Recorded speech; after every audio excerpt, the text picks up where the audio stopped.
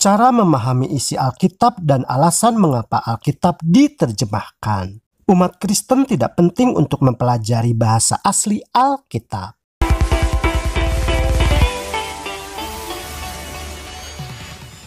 Ayat-ayat di Alkitab itu ditulis dalam bahasa yang sangat kuno.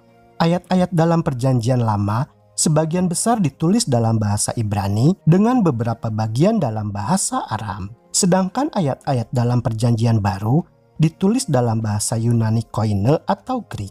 Mayoritas populasi dunia saat ini tidak membaca dan berbicara dalam bahasa-bahasa kuno tersebut. Maka dari itu, Alkitab telah banyak diterjemahkan ke dalam berbagai bahasa modern supaya isinya dapat dipahami oleh para pembacanya. Bahwa setiap terjemahan itu seharusnya melibatkan semacam penafsiran oleh penterjemah yang baik. Sebab beberapa kata dalam sebuah bahasa itu kadang tidak memiliki padanan kata yang persis sama dalam bahasa lain. Seni dan keterampilan dalam menerjemahkan dan kemudian menafsirkannya dengan seksama adalah disebut dengan hermeneutika. Kata Yunani hermeneuo yang darinya kita memiliki kata hermeneutika atau penafsiran Alkitab adalah berasal dari kata dewa Yunani yang bernama Hermes. Dalam kepercayaan Yunani kuno, Hermes dianggap sebagai utusan dan juru kabar para dewa. Karena itu Hermes bertanggung jawab untuk menerjemahkan pesan-pesan dari para dewa kepada manusia. Poin penting dalam hermeneutika adalah bahwa selain kita dapat membaca bahasa aslinya, maka satu-satunya jalan masuk bagi kita kepada nas Alkitab untuk mendapatkan pemahaman adalah dengan melalui membaca terjemahannya. Kita tidak perlu mempelajari bahasa aslinya untuk dapat memahami kebenaran penting yang dinyatakan dalam Alkitab. Karena terjemahan tersebut sudah cukup bagi kita untuk dapat memahami kebenaran yang terkandung dalam Alkitab. Tetapi bila kita ingin mempelajari atau memiliki pengetahuan akan bahasa aslinya tersebut pun akan sangat baik. Karena hal itu akan sangat bermanfaat. Tujuan utama hermeneutika adalah untuk menyampaikan secara akurat arti dari ayat-ayat Alkitab dan membantu kita mengetahui bagaimana menerapkannya dengan benar dalam kehidupan kita sekarang ini. Penafsiran Alkitab itu sangat penting bagi keabsahan teologi dan misiologi gereja. Penafsiran yang tidak benar soal Alkitab dapat menimbulkan tidak ada kesatuan doktrin dan pengajaran sehingga tidak ada kesatuan dalam gereja dan misi.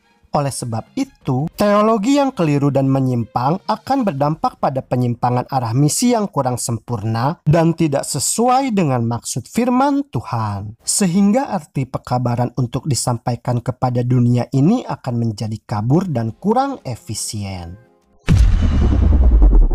Hal-hal yang perlu diperhatikan untuk mendapatkan kebenaran ketika kita sedang mempelajari atau membaca Alkitab adalah antara lain: 1. Kita tidak akan pernah mendapatkan kebenaran jikalau kita mempelajari kitab suci dengan maksud untuk membenarkan pikiran kita sendiri. 2. Kita harus meninggalkan segala pikiran dan ingatan yang diwarisi dan yang tersimpan, yaitu pengetahuan lama kita yang tidak sesuai dengan Alkitab. Tetapi bukalah hati dengan penuh penyesalan untuk mendengar apa yang Tuhan akan katakan. 3. Rendahkanlah hati ketika mencari kebenaran. Percayalah pada Kristus dan belajarlah dari Dia, maka sabda itu akan memberikan pengertian kepada hati dan pikiran kita. 4.